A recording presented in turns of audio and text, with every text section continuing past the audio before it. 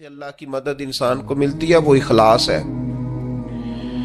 جو لوگ ریاکاری کر رہے ہوتے ہیں وہ تو دولت اور شہرت کے رستے پہ ہوتے ہیں، اقتدار کے رستے پہ ہوتے ہیں، راہ خدا پہ تو ہوتے ہی نہیں۔ تو راہ خدا پہ جو لوگ ہوتے ہیں انہیں مدد نصیب ہوتی ہے، اس کے لیے اپنی نیتوں اور اپنے ارادوں کو ٹھیک رکھنا، اپنی نیتوں کا وضو رکھنا بڑا ضروری ہوتا ہے۔ جن لوگوں کے اندر اخلاص ہوتا ہے انہیں اللہ کی مدد ملتی ہے۔ جو ریاکار ہوتے ہیں، تصنع بناوٹ والے ہوتے ہیں، وہ تو صرف ماحول کے اندر اپنے حق میں رائے قائم کرنا چاہتے ہیں، ان کو مدد الہی کیسے ملے گی؟ چوتھی بات یہ ہے، نہ تم نے گھبرانا ہے، نہ غم زدہ ہونا ہے، غالب تم ہی آؤ گے۔ غلبہ تمہارے نصیب میں لکھا ہے، شرط صرف اتنی ہے، ان کنتم مومنین، اگر تم کامل مومن ہو تو۔ اگر تم مومن ہو تو غلبہ تمہیں ملے گا، فتح تمہیں ملے گی، مدد تمہاری کی جائے گی، شرط یہ ہے کہ تم کامل مومن۔ اور دوسرا فرمایا والذین جاہدوا فینا لنہدینہم سبلنا، جو لوگ ہمارے رستے میں جد و جہد کرتے ہیں ہم ضرور انہیں رستہ عطا فرما دیتے ہیں۔ ایک تو کامل ایمان انسان کے پاس ہو، دوسرا اس میں جد و جہد ہو، ہمت ہو، کام کرے، کوشش کرے، بڑی جلدی تھک نہ جائے، بڑی جلدی ہار نہ مان جائے، بڑی جلدی گھبرا نہ جائے، بڑی جلدی وہ فیصلے کرنے میں تیزی نہ دکھائے، اس کے مزاج کے اندر جد و جہد ہو، کوشش ہو۔ کہ مدد ملتی ہے نماز پڑھنے سے، اور مدد ملتی ہے صبر کرنے سے۔ جلد بازوں کو، بے صبروں کو، کم ہمتوں کو مدد نہیں ملتی۔ جو حکمت سے زیادہ جذباتیت کے قائل ہوں، تدبر اور فہم و فراست کی بجائے جلد بازی ان کا مزاج ہو، ان کو مدد کیسے ملے گی؟ آپ میں ٹھہراؤ ہو، حوصلہ ہو، صبر ہو تو اللہ کی مدد آ جاتی۔ قرآن مجید نے فرمایا یا ایھا الذین آمنوا استعینوا بالصبر والصلاۃ، اے ایمان والو صبر اور نماز سے مدد مانگو، یہ تمہارے مددگار ہیں۔ آپ نبی پاک علیہ السلام کی مقدس سیرت پاک کو دیکھیں، کوئی بھی وقت آیا تو حضور نے نماز پڑھی ہے۔ چاند گرہن ہو گیا، سورج گرہن ہو گیا، بارش نہیں ہوتی، زیادہ ہو رہی ہے، جنگیں ہو رہی ہیں، کوئی بھی موقع آیا ہے تو اللہ کے رسول نے مصلی بچھا لیا ہے۔ نفل پڑھیں، اللہ کے حضور حاضری دیں، محنت بھی کریں اور ساتھ نفل نماز ادا کریں اور صبر رکھیں۔ صبر تو اتنی بڑی نعمت ہے کہ ان اللہ مع الصابرین، صبر کرنے والوں کو نری مدد ہی نہیں ملتی، صبر کرنے والوں کو تو خدا ملتا ہے، اللہ صبر کرنے والوں کے ساتھ۔ تو یہ کام کریں گے تو اللہ کی مدد ملے گی۔ پھر اللہ کی رحمت اور مدد ملتی ہے ذکر کرنے والوں کو۔ حضور سید عالم علیہ السلام نے فرمایا جب لوگ ذکر کرنے کے لیے بیٹھتے ہیں تو اللہ کی رحمت انہیں گھیر لیتی ہے۔ پھر مدد ملتی ہے، رحم ہوتا ہے درود پاک پڑھنے والوں پر۔ ایک بار تو میرے محبوب پر درود پڑھ، تیرے اوپر 10 رحمتوں کا نزول کیا جائے گا۔ قانون خداوندی یہ ہے کہ تو ایک بار محبوب پہ درود پڑھ، تیرے 10 گناہ معاف کر دیے جائیں گے، تیرے 10 درجے بلند کر دیے جائیں گے۔ تو پڑھیں درود، رحمت الہی میں نہا جائیں گے، اور پھر اللہ کی مدد ان لوگوں کو حاصل ہوتی ہے جو اللہ کی مخلوق پر رحم کرتے ہیں۔ مخلوق خدا پر جتنا دل بندے کا نرم ہوتا جائے، رحم والا ہوتا جائے، اتنی اسے اللہ کی مدد ملتی جاتی ہے۔ نبی پاک علیہ السلام نے فرمایا تم اللہ کی مخلوق پہ رحم کرو، اللہ تمہارے اوپر رحم فرمائے گا۔ اللہ تم پر رحم کرے گا، تم مخلوق خدا پہ رحم کرو۔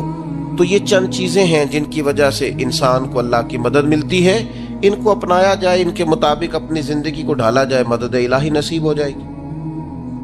ایک چھوٹا سا پہلو دوسرا بھی آپ کی خدمت میں عرض کرنا ہے۔ جس طرح کچھ چیزوں سے اللہ کی مدد اور رحمت حاصل ہوتی ہے نا، اسی طرح کچھ کام کرنے سے اللہ ناراض ہو جاتا ہے، اس سے مدد الہی دور چلی جاتی۔ سب سے پہلی چیز یہ ہے کہ جب لوگ اللہ کی یاد سے منہ موڑتے ہیں نا، تو اللہ فرماتا ہے ومن اعرض عن ذکری فإن لہ معیشۃ ضنکا،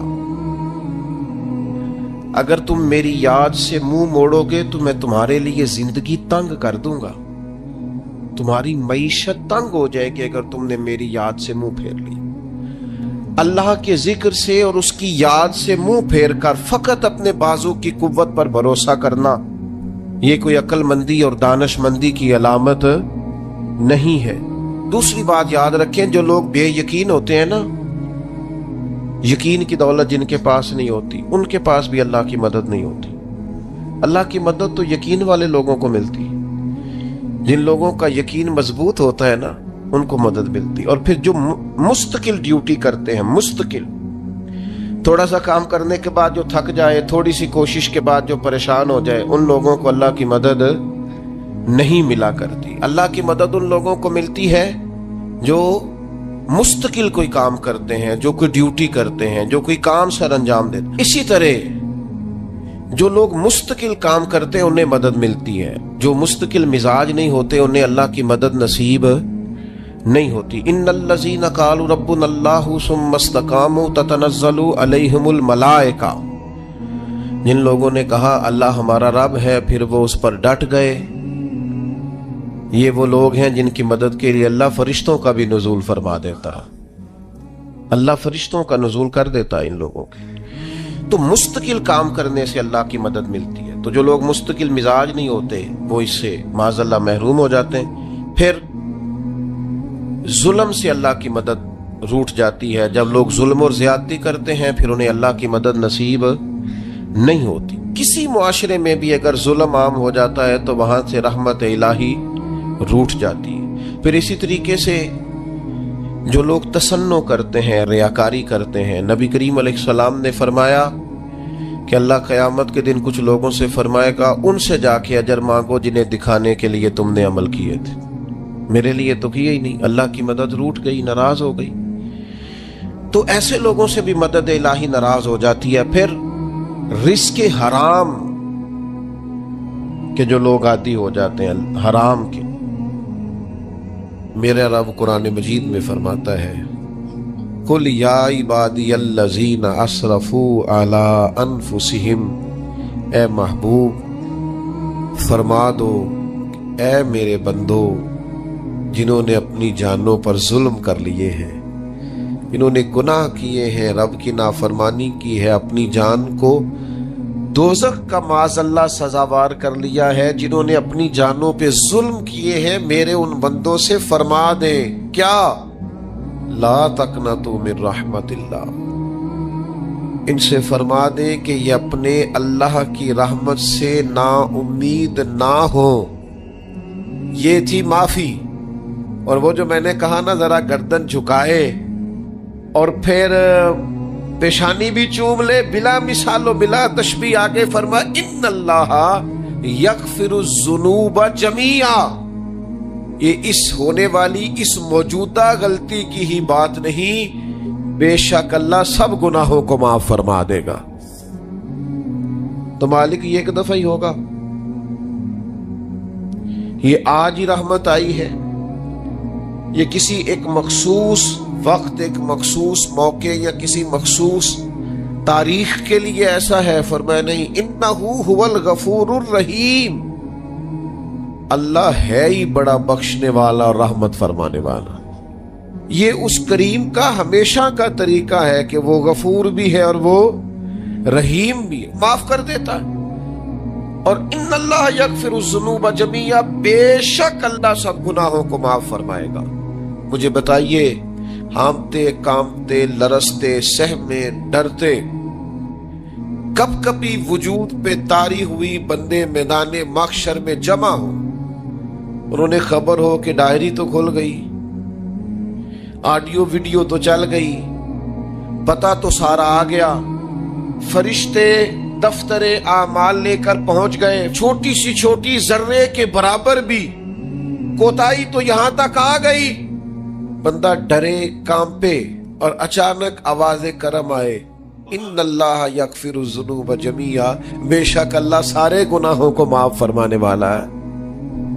تو کیفیت کیا ہے، انداز کیا ہے؟ اس وقت انسان کے دل کو جو تسلی ہوتی ہے وہ تسلی کیا؟ ان اللہ یغفر الذنوب جمیعا، بے شک اللہ سب گناہوں کو بخش دیتا ہے۔ دوستو، شدید بے سکون، بے چین، مضطرب، الجھے خیالات، سخت بیمار، سخت کمزور، مالی مشکلات کا شکار لوگ، جسمانی بیماریوں سے لڑنے والے لوگ، اور رشتہ داروں اور احباب اور ان کی بے وفائیوں کا شکوہ کرنے والے لوگ، اگر ان ساری تکلیفوں سے نکلنا چاہیں تو حل ایک ہی ہے، ادھر ادھر نہ دیکھیں، اپنے رب کی رحمت کی طرف دیکھیں، اپنے کریم مالک کے کرم پر توجہ کریں، اور یہ ذہن بنائیں کہ کتنا بھی بیمار ہو، جب رب شفا دینا چاہے کوئی کتنا۔ اور پھر حضور نے ایک بات ارشاد کی، کچھ باتیں ایسی ہیں جن کو بیان کرتے ہوئے نا گہرائیاں ساری ختم ہو جاتی ہیں کہ اس سے زیادہ گہری بات کیا ہو سکتی،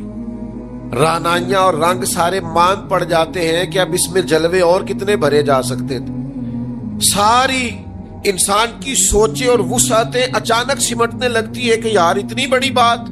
یہ ذرا انداز دیکھیے حضور کا بیان کرنے کا۔ نبی پاک علیہ السلام فرماتے ہیں جب قیامت والے دن اللہ ان لوگوں کو اجر عطا کرے گا نا جن پر دنیا میں مشکلات آتی رہی، تو فرمایا وہ لوگ سوچیں گے کہ یہ تو مشکلات تھوڑی تھی، کاش کبھی زیادہ آ جاتی نا، کاش ہمارے وجود کینچیوں سے کاٹ دیے جاتے۔ وہ لوگ سوچیں گے، اور وہ بھی سوچیں گے جن پر مشکلات نہیں آئی تھی کہ کاش کبھی ہم بھی اس چکی سے پس کے آتے نا۔ اس سے زیادہ بھی کوئی اجر ہو سکتا ہے کہ رب کہتا ہے ان اللہ مع الصابرین، جو مصیبت پہ صبر کر دے اللہ اس کے ساتھ ہے۔ معیت الہی اس شخص کو نصیب ہو رہی، رحمت خداوندی سے کبھی نظر نہ ہٹائیں۔ آتی رہتی ہیں مشکلات، آتے رہتے ہیں دکھ، ہو جاتی ہیں غلطیاں، کمزور ہے انسان، کر بیٹھتا ہے گناہ بھی، لیکن ایک گناہ میرا ماں پیو ویکھے،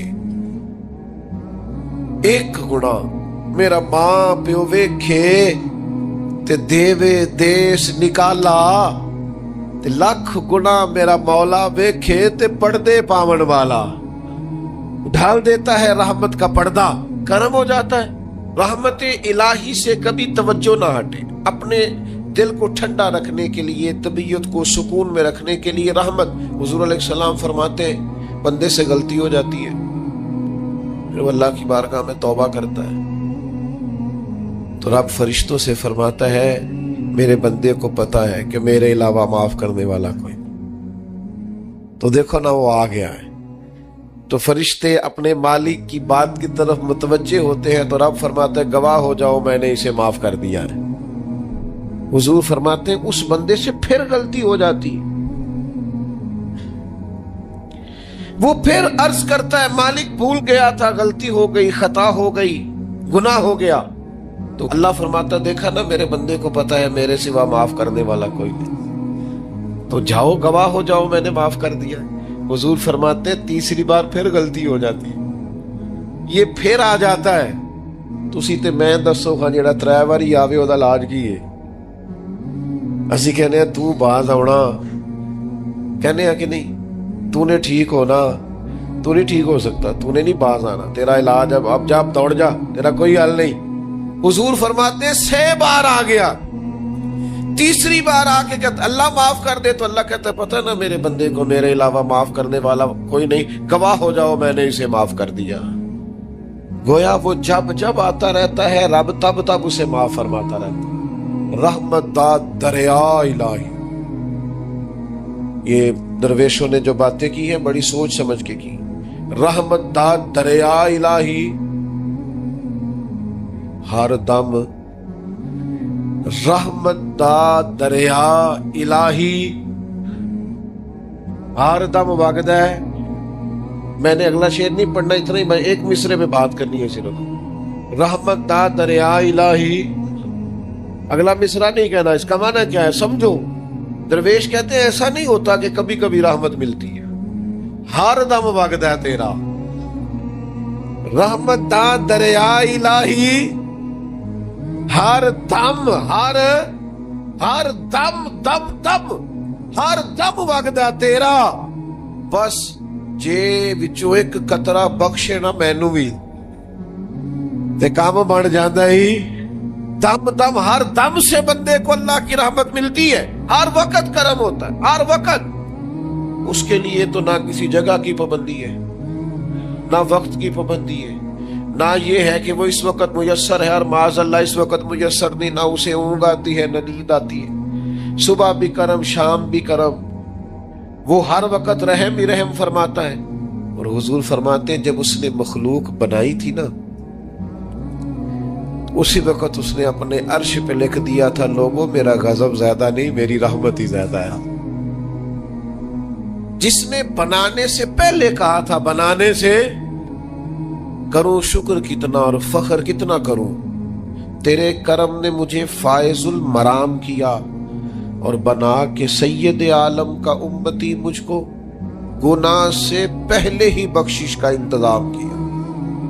جب حضور کا امتی بنایا تھا نا تو گناہ تو بعد میں کرنے تھے نا، امتی بنا کے بخشش کا بندوبست پہلے کر دیا ہے۔ بخشش کا بندوبست میں زیادہ نہیں کھول سکتا اس بات کو، غلطی بعد میں ہونی ہے، بخشش کا بندوبست پہلے۔ اور حضور فرماتے رب نے مخلوق بنائی تو یہ لکھ دیا کہ لوگوں یاد رکھنا غضب زیادہ نہیں ہے، رحمت ہی، تمہیں کرم ہی زیادہ ملے گا۔ اچھا حضور نا کئی طریقوں سے اس رحمت کو بیان کرتے ہیں، کئی زاویوں سے، کئی مختلف انداز سے اللہ کے کرم کو لوگوں کے سامنے اجاگر کرتے ہیں۔ حضور علیہ الصلوۃ والسلام کے سامنے نا ایک جنگ کا موقع تھا تو ایک عورت کا بچہ گم ہو گیا۔ یہ نا ساری گھنٹیاں بچ جاتی ہیں اگر کوئی بچہ گم ہو جائے، جتنی گھنٹیاں ہوتی ہیں نا، دل کی بھی، روح کی بھی، کانوں کی بھی، ساری گھنٹیاں ہی، مطلب آپ فوری طور پر جو لٹک جاتے ہیں نا زمین آسمان کے بیچ کے، بچہ بڑی دیر سے بیل ہی نہیں رہا، وہ جو ایک وقت ہوتا ہے نا وہ پل صراط پہ گزرتا ہے۔ یہ آسان ڈاکٹر کہہ دینا رپورٹ کرا لو مجھے فلانے سخت موذی مرض کا ڈر ہے، تو وہ رپورٹ کرانے کے بعد جو اس کے نتیجے کا انتظار ہوتا ہے نا، وہ جو کرب ہوتا ہے وہ خطرناک ہوتا ہے۔ آپ بات کو سمجھیں، انسان کو محسوس ہو کہ میرے جگر کا پارا، میرا ٹکڑا، میرا بیٹا مل نہیں رہا، تو کیفیات کا رنگ اور ہو جاتا ہے۔ یہ ایک وارفتگی ہے نا، بچے کے ساتھ پیار ہے۔ ایک جنگ کا موقع تھا، نبی کریم صلی اللہ تعالی علیہ وسلم تشریف فرما ہے، ایک عورت کا بچہ گم ہو گیا۔ وہ بڑی بے چین ہے، بڑی نڈھال ہے، بڑے کرب میں ہے، تڑپتی ہے، کبھی ادھر بھاگتی، کبھی ادھر بھاگتی، کبھی اس سے پوچھتی، کبھی اس سے سوال کرتی، تلاش رہی ہے اپنے بچے کو۔ تو یہ سارا منظر، یہ ساری تصویر لوگوں کی آنکھوں کے سامنے، تو اس کرب کو ہر شخص محسوس کر رہا تھا، اس کی کیفیت کو ہر آدمی اپنی آنکھوں سے دیکھ رہا تھا۔ اللہ کے حبیب علیہ الصلوۃ والسلام نے اس وقت جب لوہا پورا گرم ہو گیا، ذہن پورے تیار ہو گئے، تو محبوب نے ایک مسئلہ سمجھایا۔ حضور فرمانے لگے بتاؤ نا، اگر اس خاتون کو اس کا بچہ مل جائے جو اتنی تڑپ رہی ہے، تو کیا اس بچے کو آگ میں ڈال دے گی؟ تو وہ کیفیت سارے دیکھ رہے تھے، مشکات میں حدیث موجود ہے۔ عرض کی یا رسول اللہ، سوال ہی نہیں پیدا ہوتا، اس کا جو درد ہے، اس کی جو تڑپ ہے، اس کی جو کیفیت ہے، وہ تو کچھ اور پتا دیتی ہے۔ تھوڑی دیر کے لیے بچھڑ گیا ہے تو اتنی تکلیف میں ہے، تو کجا یہ کہ وہ آگ میں جلا دے۔ جب ذہن یہاں تک تیار ہو گئے، لوگوں کا ذہن یہاں تک تیار ہو گیا، تو اب میرے کریم محبوب کی آنکھوں میں آنسو آئے۔ اب حضور نے رحمت الہی کا جھونکا لوگوں کو دیا۔ کریم فرمانے لگے جتنا یہ اپنے بچے سے پیار کرتی ہے نا، رب کریم اس سے بڑھ کر اپنے بندے سے محبت فرماتا۔ بس یہاں بات محبوب نے بند کر دی، یعنی فرمایا کھولتے رہنا۔ مانا کیا ہے کہ اگر یہ نہیں نہ دوزخ میں پھینکنا چاہتی اپنے بچے کو، تو رب بھی اپنے بندوں کو سزا نہیں دینا چاہتا۔ ساری زندگی کوئی رب کی عبادت کرے، ایک سجدہ بھی معاذ اللہ کسی بت کو کر دے، پچھلی ساری عبادتیں کارت چلی گئی، مشرک ہو جائے گا۔ ایک منٹ کی بھی ملاوٹ دین برداشت۔ سمجھوتا کیسے کر لیتے ہیں لوگ اصولوں پر؟ نہ کریں سمجھوتا۔ آپ ذرا کھڑے ہونا سیکھیں، آپ تھوڑا ڈٹنا سیکھیں، آپ تھوڑا اپنا مورال بلند کریں۔ آپ کا کوئی سٹیٹس ہونا چاہیے، کوئی معیار ہونا چاہیے۔ اپنے مقصد پر کبھی بھی کوئی سمجھوتا نہیں ہو سکتا، نہیں ہو سکتا۔ تو ایک تو اصولوں پر سمجھوتا نہیں، دوسرا دھمکیوں کی پرواہ نہیں۔ زندگی جو ہوتی ہے نا، اس نے بہرحال ختم ہونا ہوتا ہے۔ تو اگر کوئی شخص اپنے نیک، جائز اور دینی مقصد کے راستے میں دھمکیوں کی پرواہ کرنے لگ جائے، وہ خیال ہی نہ کرے کہ میں دین بیان کر رہا ہوں اور پھر 2-4 باتیں پوری ہوئی نہیں اور وہ ڈر جائے، تو وہ کمزور پڑ جائے گا۔ 1 2 4 5 منٹ کے اندر بلیک میل ہو جاتے ہیں لوگ، کوئی برداشت ہی نہیں کر پاتے، نتیجے اس کے ٹھیک نہیں نکلتے۔ یہ کام بھی کفار نے کیا۔ نبی پاک علیہ السلام نے اعلان نبوت کیا تو سلسلہ جب آگے چلا تو ایک ٹائم ایسا آیا کہ ساری برادری اکٹھی ہو کے جناب ابو طالب کے پاس آ گئے۔ یہی چچا تھے جو حضور کی ہر حوالے سے طرفداری بھی کرتے تھے، حمایت بھی کرتے تھے۔ وہ آئے، آ کے جناب ابو طالب سے کہا کہ یہاں تو آپ اپنے بھتیجے کو منع کریں، وہ ہمارے معبودوں کو برا بھلا کہہ کے ہمارے جذبات کو ٹھیس پہنچاتے ہیں معاذ اللہ، یہاں پھر آپ تیار ہو جائیں ہم سے جنگ کرنے کے لیے۔ اور شدید انداز میں بات کی۔ جناب ابو طالب نے ایک دفعہ تو ٹال دیا، وہ دوسری دفعہ پھر آ گئے، آپ سے کہا تھا پر آپ نے بات نہیں کی، آپ دیکھ لیجئے، یہاں آپ حمایت چھوڑ دیں، ہم جانے وہ جانے۔ اور شدید دھمکی دی انہوں نے۔ جناب ابو طالب اب بوڑھے تھے، اور پھر یہ کہ ساری برادری، انہوں نے نبی پاک علیہ السلام کو بلایا، سرکار تشریف لائے تو کہا بھتیجے میں نے ہر موقع پر آپ کی مکمل حمایت کی ہے، میں ساری برادری کا بوجھ نہیں اٹھا سکتا، آپ اپنے قبیلے کے ساتھ بیٹھ کے بات کر لیں۔ اور وہ کہہ رہے ہیں کہ یہاں تو آپ باز آ جائیں، یہاں پھر جنگ ہوگی۔ تو یہ میرے رسول پاک علیہ السلام کا مقصد کے لیے عزم ہے۔ نوجوانوں سنو اور یاد رکھو، کریم فرمانے لگے کہ ذرا لفظوں کی حرارت دیکھنا اور جملوں کا روب دیکھنا اور گفتگو کا ولولہ دیکھنا۔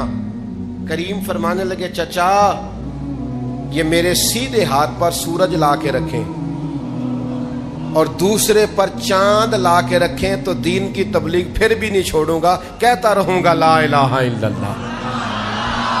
اور حضور علیہ الصلوۃ والسلام نے فرمایا میں دین کی تبلیغ کرتا رہوں گا، اور چچا 2 ہی باتیں ہیں، یا دین غالب آ جائے گا یا میں اپنی جان دین کے راستے میں پیش کر دوں گا۔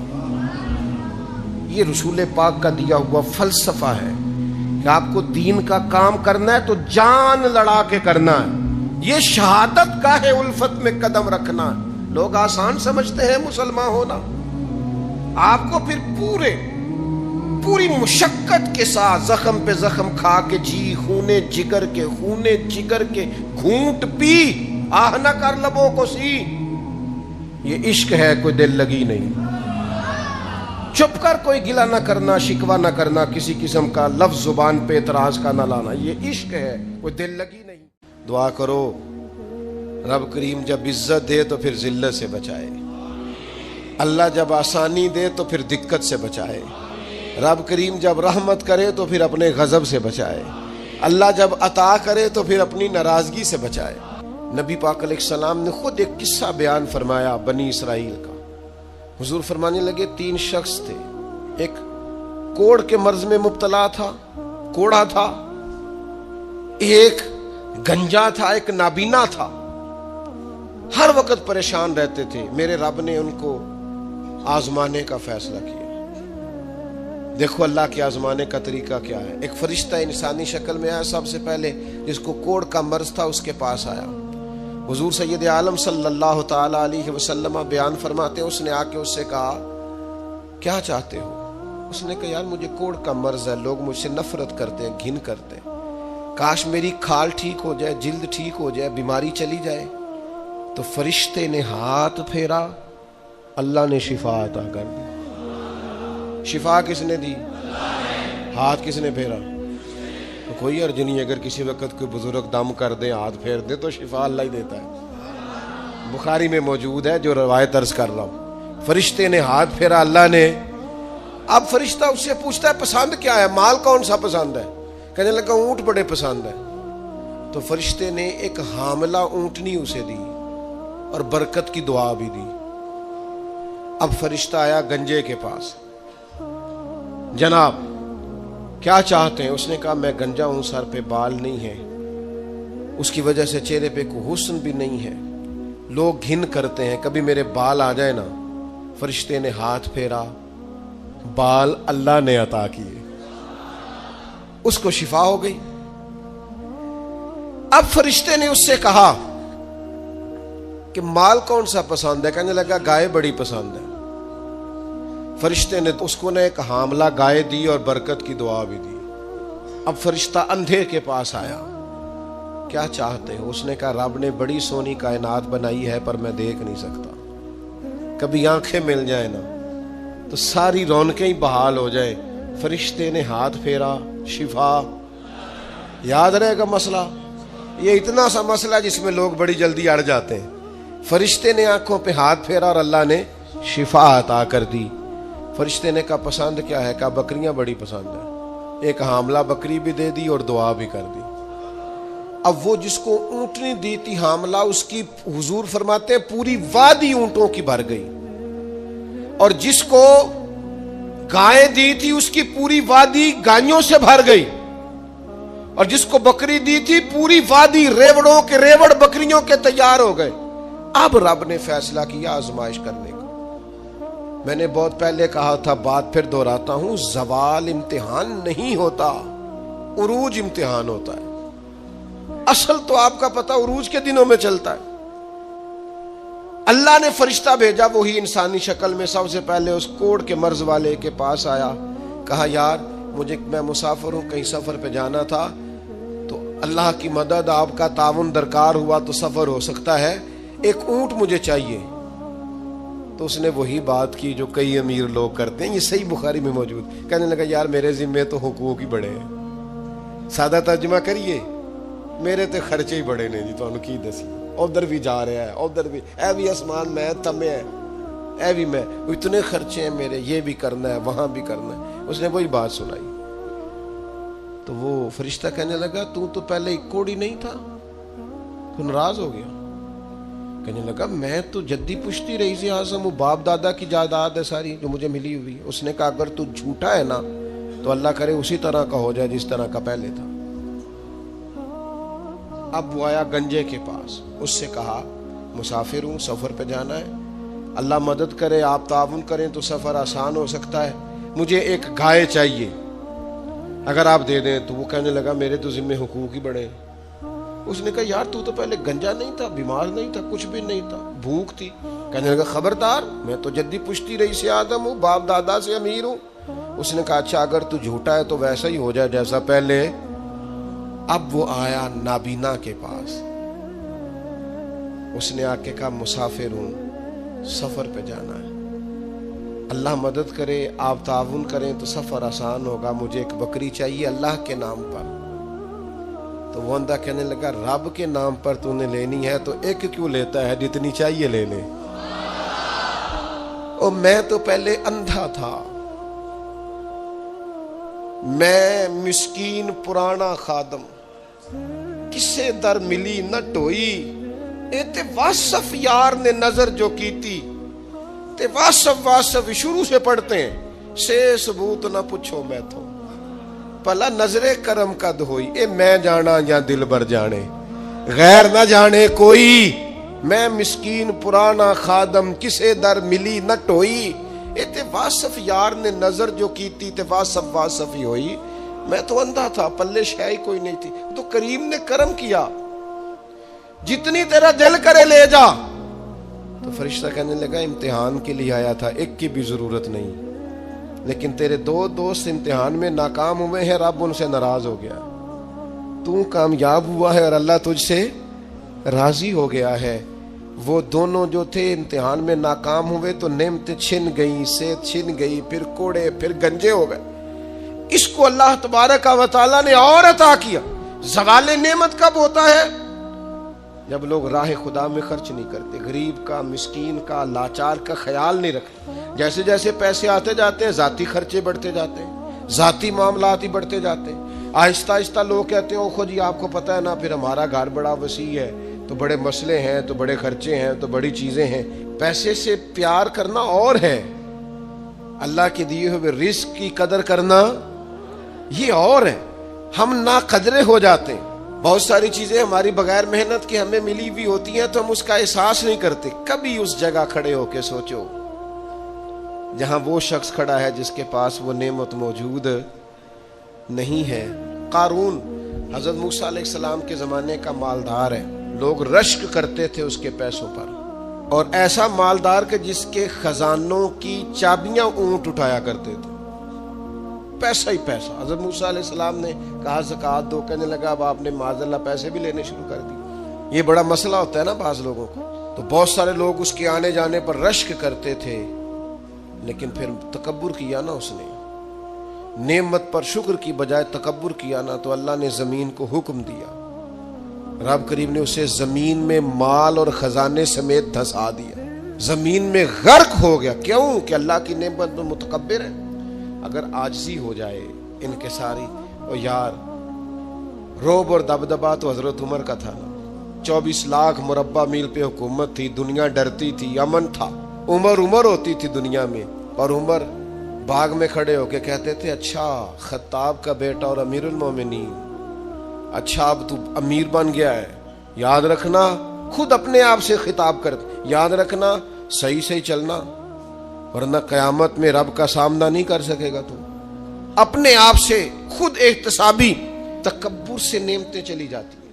اگر آپ ناراض نہ ہوں تو جب تک دکھ تھے تسبیح بھی چل رہی تھی، جب تک تکلیف تھی سجدے بھی ہو رہے تھے، آسانی ہوئی ہے تو سب بھول گئے، یاد ہی نہیں رہا۔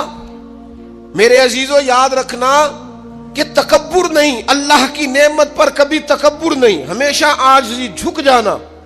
بڑی سادی مثال ہے اور سب کو یاد ہے، درخت کو پھل لگ جائے تو ٹہنیاں جھک جاتی ہیں، اور جھکنے کا مطلب یہ ہوتا ہے کہ پھل لگا ہوا ہے، اور اگر درخت کھڑا ہو، ٹہنیاں بھی کھڑی ہوں، اکڑی ہوئی ہوں، تو اس کا مطلب یہ ہے کہ پھل کوئی نہیں۔ جو بندہ آپ کو جھکا ہوا ملے نا، عاجزی کرتا ملے، سمجھو پھلدار ہے۔ لیکن اگر تکبر نظر آئے معاذ اللہ، تو پھر اس کا معنی یہ ہے کہ اس نے اپنے آپ کو پھلدار نہیں سمجھا۔ ایک خاتون ہے بڑی نیک، تاریخ میں گزری ہیں، تو وہ کہتی ہیں کہ میں ایک جگہ بیاہ ہی گئی، میری پہلی شادی ہوئی ایک جگہ پہ، تو دروازے پہ کوئی بھیک مانگنے والا آیا اور اس کی حالت بڑی خستہ تھی، تو میرے شوہر نے نا اسے ڈانٹ دیا۔ میں نے اپنے شوہر سے کہا اللہ کا ہم پر فضل ہے اور اس کی حالت بڑی پتلی ہے، لگتا ہے کئی دنوں سے روٹی نہیں کھائی، تو 4 پیسے دے دیں تو حرج کیا ہے؟ کہنے لگا قطن نہیں، میں نے منع کر دیا تو ختم ہو گئی بات۔ تو بی بی کہتی ہے میرے پاس اپنے ذاتی پیسے بھی پڑے ہوئے تھے جو میکے کی طرف سے مجھے ملے تھے، تو ذرا میرا خامن سائڈ پہ ہوا تو میں نے نظر بچا کے نا اس فقیر کو 4 پیسے دے دیے، چونکہ زیادہ ہی اس کی حالت بگڑی ہوئی تھی۔ تو کہتی میں پیچھے پلٹی تو شوہر پیچھے کھڑا تھا، اس جرم میں کہ میں نے ایک فقیر کو بغیر اجازت پیسے دیے، اس نے مجھے طلاق دے دی۔ کہتی ہیں بڑی تکلیف میں تھی اور اپنے دل میں سوچتی تھی مالک میں نے تو تیرا بندہ جان کے اس کی مدد کی ہے اور مجھے یہ سزا ملی ہے۔ فرماتی ہیں عدت گزر گئی، میرا والد پریشان تھا، پھر ایک رشتہ آیا، میرا نکاح ہو گیا، لیکن اللہ نے مجھے اتنا اچھا شوہر دیا، اتنا نیک شوہر دیا، اتنا کمال آدمی۔ فَإِنَّ مَعَ الْعُسْرِ يُسْرًا إِنَّ مَعَ الْعُسْرِ يُسْرًا، مشکل کے بعد اللہ آسانی دیتا۔ کمال شوہر اللہ نے مجھے دیا، نیک، صالح، محبت کرنے والا۔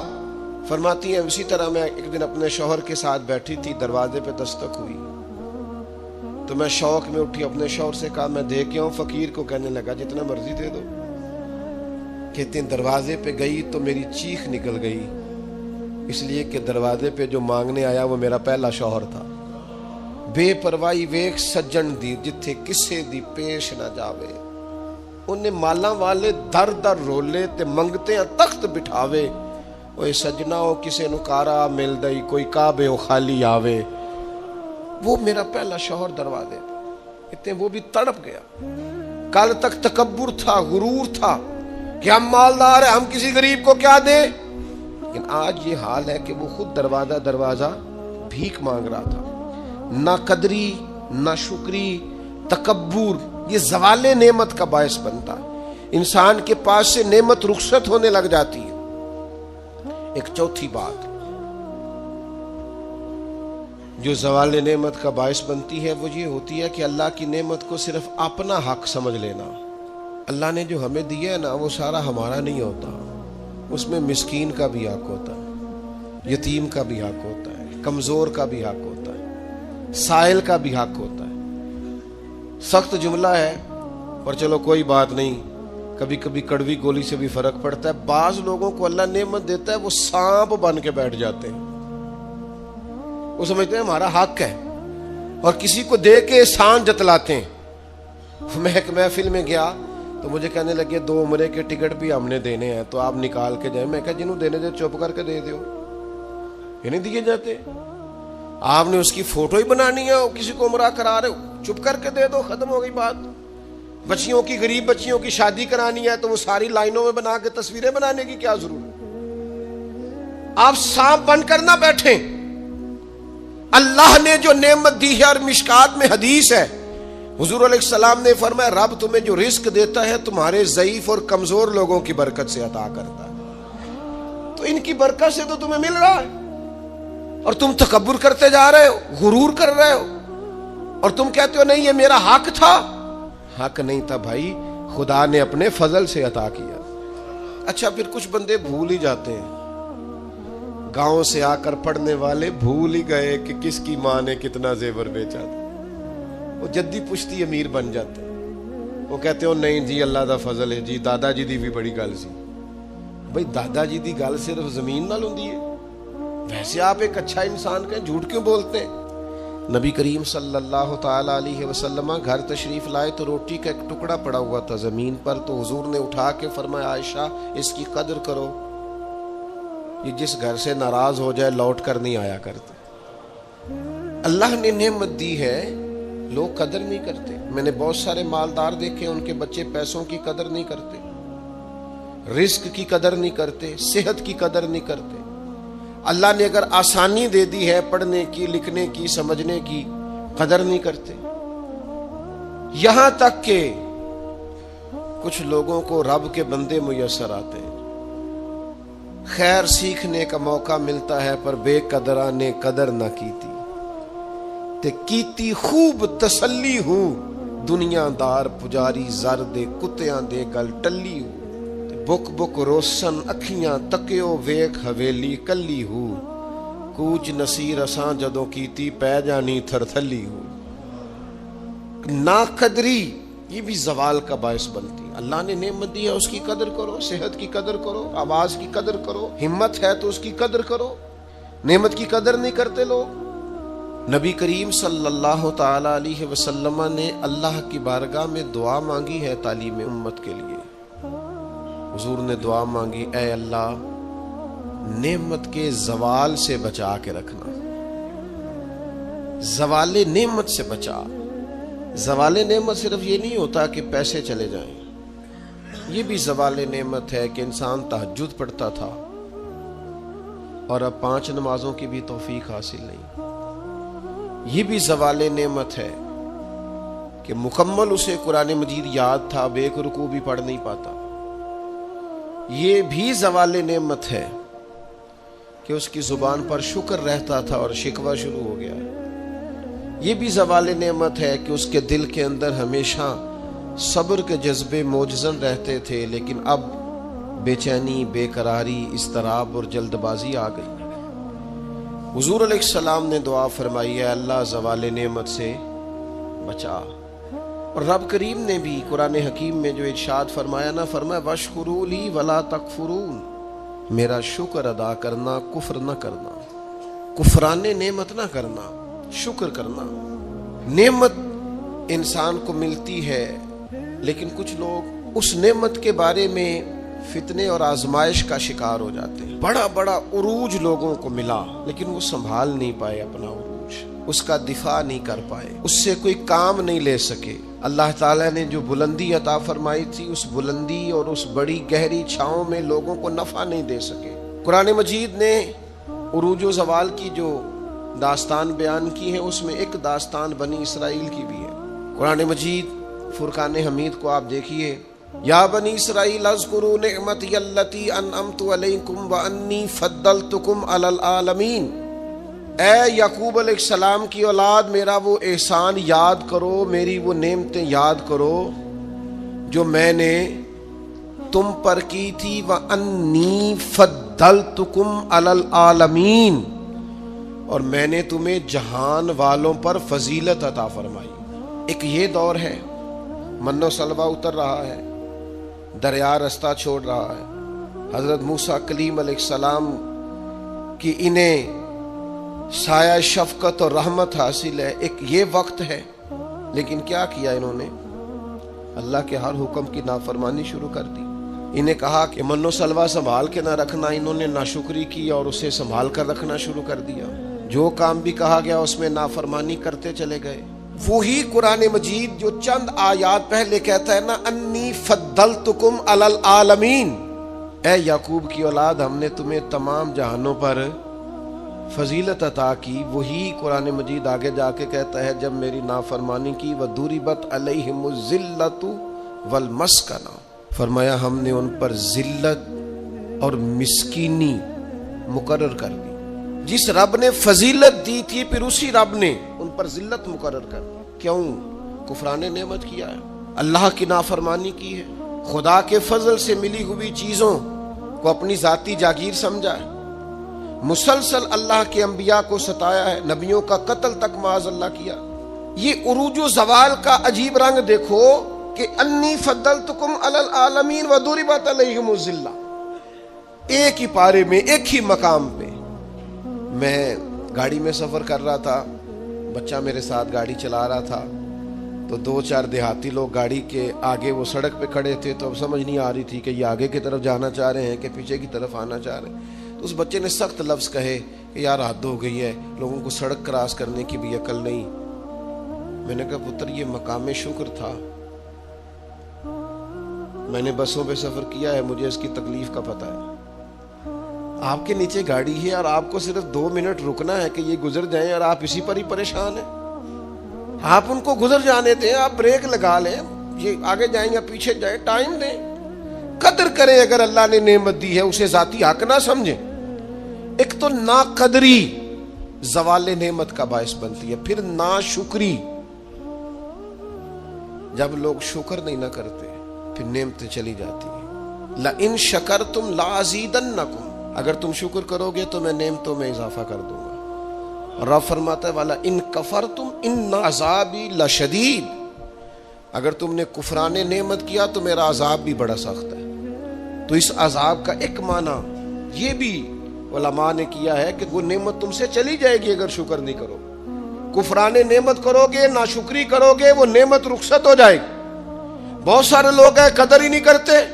جہاں بھی آپ ہیں، جس مقام پر بھی ہیں، جہاں بھی ہیں، آپ کا سینہ ہر وقت چوڑا ہونا چاہیے۔ میں اپنے دوستوں کو سمجھانے کے لیے کہا کرتا ہوں کہ میں ناز سے کہتا ہوں جس طرح کے استاد مجھے ملے ہیں دنیا میں کسی کو نہیں ملے، اور جس طرح کے ماں باپ مجھے ملے ہیں میرا خیال ہے شاید کسی کو نہ ملے ہو، اور پھر اس کے بعد جس طرح کے دوست، شاگرد، مرید، پیار کرنے والے، کہ دیکھو نا دوستوں کو جگہ نہیں ملی، کھڑے ہیں یہاں پہ۔ تو میں پھر کبھی کبھی ناز سے کہا کرتا ہوں خدا جانے بلندی ہے کہ پستی، پر جہاں میں ہوں وہاں کوئی نہیں ہے۔ آپ جہاں ہیں، جس مقام پر ہیں، آپ کی طبیعت شکر کے اندر ڈھلی ہوئی ہو۔ ایک ہمارے ہاں بچہ پڑھا کرتا تھا، تو اچھے کھاتے پیتے گھر کا تھا، تو ہر وقت کی لڑائی، فلانی چیز نہیں ملی، فلانی چیز نہیں ملی، ہر وقت کا رٹا۔ تو مدرسے میں بچے کام لگے ہوئے تھے، تو ہماری مسجد کی نا، چھوٹی مسجد کی کھڑکیوں سے مدرسہ نظر آتا ہے۔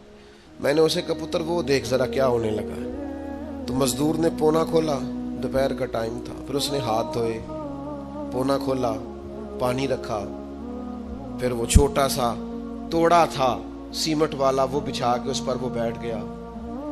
پھر اس نے جب وہ کھولا نا پونا، تو اس میں سے جو روٹی تھی وہ کافی ساری، اچار وغیرہ، سالن، وہ کچھ پونے کو بھی لگ گیا تھا۔ پھر اس نے جس شوق سے بسم اللہ پڑھی ہے نا، اور جس مزے سے روٹی کھائی ہے نا اس نے، اور پھر اسے اس کا تلفظ نہیں ٹھیک ہوگا، پر لفظ تاثیر سے بنتے ہیں، تلفظ سے نہیں۔ ہو سکتا ہے اسے سیکھنے کی ضرورت ہو، لیکن اس نے جب وہ کھا کے ہاتھ اٹھائے نا اور کپڑے سارے مزدوری سے بھرے ہوئے، اور جس ذوق سے اس نے آسمان کی طرف دیکھا، میں نے کہا پتر اس کو رزق کھانا کہتے ہیں اور اس کو شکر کرنا کہتے ہیں۔ یہ لائن لگی ہوئی ہے کھانے پینے والی چیزوں کی، اور میں نہیں کھانی تو میں نہیں کھانی تو یہ میری پسند کی نہیں ہے، تو یہ میرے ابا جی کہا کرتے تھے بھوک لگی ہوئے تے ہر شے دا سواد ہے، تے نہ لگی ہوئے تے بڑ نخرے نے۔ نہ قدری اور نہ شکری یہ زوال نعمت کا باعث بنتی۔ کبھی نہ شکری نہ کریں، جو چیز ہے اس پر خدا کا ڈھیروں ڈھیر شکر ادا کریں، اور ہر حال میں شکر ادا کریں۔ کہیں مالک نے جو مجھے دیا ہے کرم ہی ہو گیا ہے، جو اللہ نے مجھے عطا کی ہے اس پر اس کی رحمت ہو گئی، فضل ہو گیا ہے۔